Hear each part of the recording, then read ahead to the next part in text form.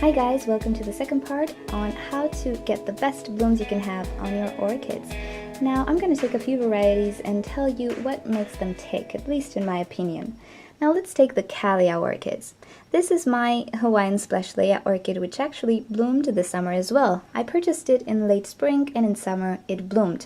And I'll show you in the corner of the screen right now how the blooms used to look. Now if you take a closer look, you will see the blooms are totally different. Now, last summer's blooms weren't really as vibrant as right now, and also the splashes of yellow were almost invisible. But this year, the splashes of yellow are absolutely gorgeous, and the flowers themselves look much better and actually bigger in size. At least this is my opinion.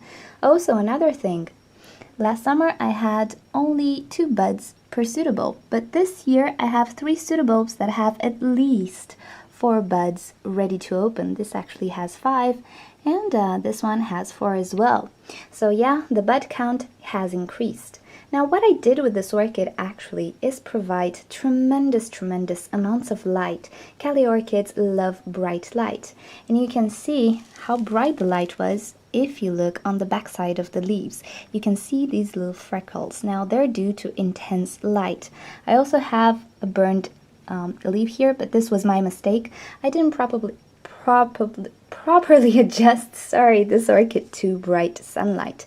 But once it got adjusted, I kept it in super bright location. I gave it at least 3 or 4 hours of sun per day, and in the autumn I actually gave it direct sun, and it handled it really great. Now Cattleya orchids will bloom spectacular if they have great light.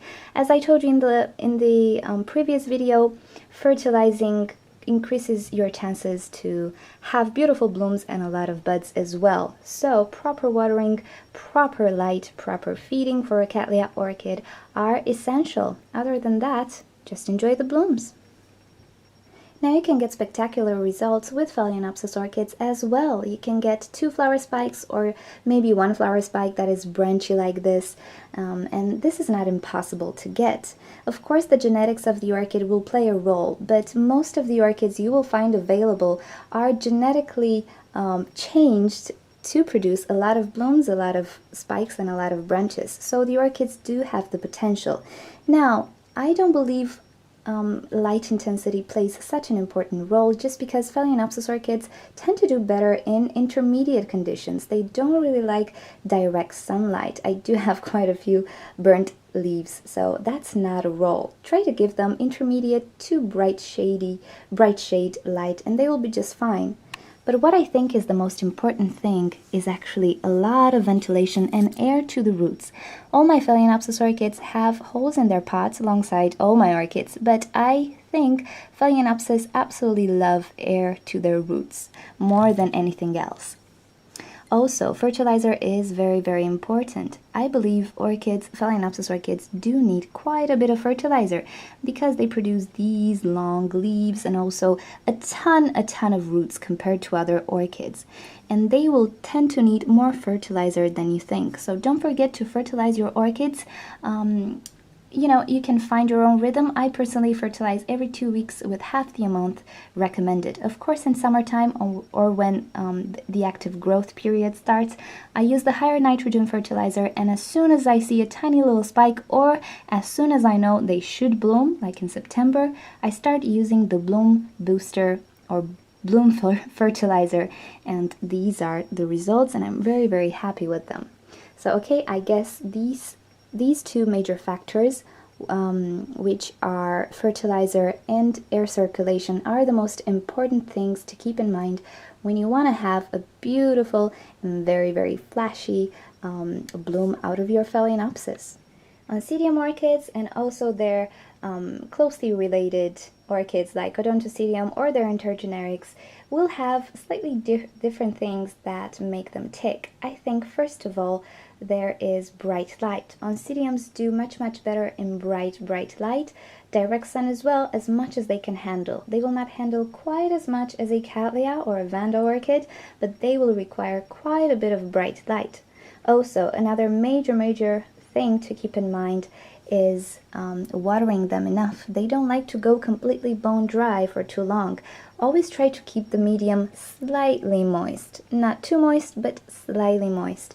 This will avoid you getting really wrinkled leaves and really tight leaves that will not let the flower spikes develop normally. If you don't have proper humidity in your Oncidium pot, you will get wrinkled and curled flower spikes, and they can actually compromise the well-being of the flowers, obviously. Now on this Oncidium I have a lot of spikes actually, but they're actually branching out. Every node you see here that is kind of separating from the spike will get branched out, and this is because I gave a ton of light to this orchid. I always kept it moist. I wasn't really afraid of root rot because I have ventilation in the pot, and this is the result. It will look spectacular when it's gonna bloom, and this is not the only Oncidium that I have blooming or spiking right now and branching out like this. So keep in mind, bright light and a lot of moisture in the pot if you want to have beautiful blooms on your Oncidium orchids. Now Miltoniopsis orchids, we all know they love to have moisture in the pot at all times, never go completely dry. Also, they like humidity around them, and this will create the perfect environment for blooming. They don't really mind if they don't have direct sunlight or super bright light. But there's a trick to keep in mind. Many people are complaining that their flowers don't really open fully. And in the corner of the screen, I'm going to show you some Miltoniopsis orchids that have bloomed. They were sick, they didn't produce too many flowers, but if you look at the flowers, they were wide open and beautiful. Now, the thing is you need to provide a lot of humidity around this plant in order to have fully open flowers. If you don't have enough humidity around the plant, then the flowers might not open fully. It will give the impression that it's not fully developed. So keep in mind, if you ever have problems with your Miltoniopsis, raise the humidity in order to make the flowers look wide open and beautiful. Now, the trick to Dendrobium nobile orchids is the winter cool down. If you don't know what a dry winter rest means, you can check the description. I have a video on the treatment I did for this orchid, and you can find out how to give a rest during winter. Now, what I'm noticing on my Dendrobium actually is that the flowers are even more spectacular than when I actually purchased it this spring. If you take a look at the flowers, they are huge, they are humongous. I've never seen a Dendrobium with this kind of flower so big before. They used to be kind of tiny when I purchased it.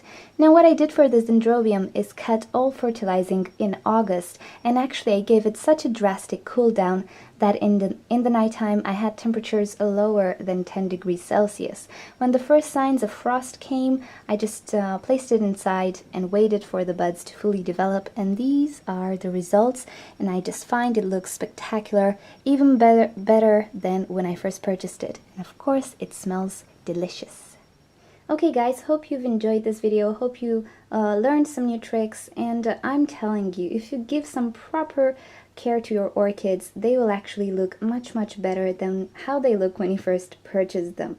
Also keep in mind, if you just purchased an orchid that is not in bloom, the first bloom you will receive might not look spectacular, and this is because the orchid is still in the process of getting adjusted to your environment. This plays such a major role, you have no idea. When the orchid is completely adjusted to your environment, your temperature, your light, and so on, it will start producing the best flowers that it can. And actually, all orchids are capable of producing absolutely stunning flowers and a beautiful large display of blooms, as you can see. Okay, hope you enjoyed this, and if you want to see other care information videos, you can just subscribe to my channel. Also, remember, I'm doing the Q&A videos. If you have a question, place it in a comment and I will answer you in a video if I have stuff to show you. So alrighty, thanks for watching, and I'll see you next time. Bye bye.